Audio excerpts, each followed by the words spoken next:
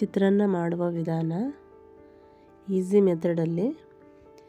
First ಒಂದು ಈರುಳ್ಳಿ, ಕರಿಬೇವು, ಕೊತ್ತಂಬರಿ, ಬೆಳ್ಳುಳ್ಳಿ, ಒಣಮೆಣಸು ಅಥವಾ ಹಸಿಮೆಣಸು ಯೂಸ್ ಮಾಡ್ಬೋದು, ಒಂದು ಲಿಂಬು, ಅರಿಶಿಣ, ಶೇಂಗಾ.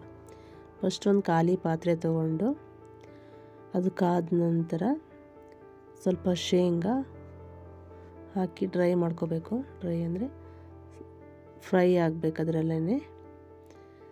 ಆನಂತರ ಫ್ರೈ ಆದಮೇಲೆ ಸ್ವಲ್ಪ ಸಾಸಿವೆ, ಜೀರಿಗೆ ಫ್ರೈ ಆದಮೇಲೆ ಮೆಣಸು ಅಥವಾ ನೀವು ಹಸಿಮೆಣಸನ್ನು ಯೂಸ್ ಮಾಡ್ಬೋದು, ನಾವು ಒಣಮೆಣಸು ಯೂಸ್ ಮಾಡೋದು, ಹಾಗಾಗಿ ಕರಿಬೇವು ಫ್ರೈ ಆದಮೇಲೆ ಬೆಳ್ಳುಳ್ಳಿ ಫ್ರೈ ಆದಮೇಲೆ ಈರುಳ್ಳಿ ಹಾಕ್ಕೊಂಡು ಸ್ವಲ್ಪ ನೀಟಾಗಿ ಬಾಡಿಸ್ಕೋಬೇಕು. ನೀಟಾಗಿ ಫ್ರೈ ಆದಮೇಲೆ ಈರುಳ್ಳಿ ಕಲರ್ ಚೇಂಜ್ ಆಗಬೇಕು, ಅಲ್ಲಿವರೆಗೂ ಬಾಡಿಸ್ಕೋಬೇಕು ನೀಟಾಗಿ.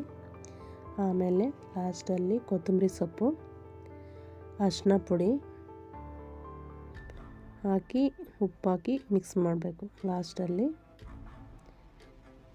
ಆನಂತರ ಸ್ವಲ್ಪ ಲಿಂಬು ಹಾಕಿ ಹಚ್ಚಿದ್ರೆ ಇಲ್ಲಿಗೆ ರೆಡಿ ಆಯಿತು. ಫುಲ್ಲು ರೆಡಿ ಆದಮೇಲೆ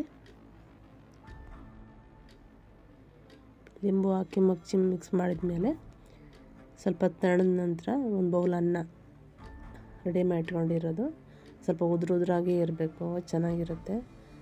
ಮೆತ್ತಗಾದರೆ ಚೆನ್ನಾಗಾಗಲ್ಲ. ನೀಟಾಗಿ ಮಿಕ್ಸ್ ಮಾಡ್ಕೊಳ್ಳಿ. ಉಪ್ಪು ಬೇಕು ಅಂದರೆ ಸ್ವಲ್ಪ ಹಾಕ್ಕೊಬೋದು, ಏನು ತೊಂದರೆ ಇಲ್ಲ. ನಿಮಗೆ ಎಷ್ಟು ಬೇಕೋ ಅಷ್ಟು ಉಪ್ಪು ಹಾಕ್ಕೋಬೋದು. ಇವಾಗ ರೆಡಿ ಆಯಿತು.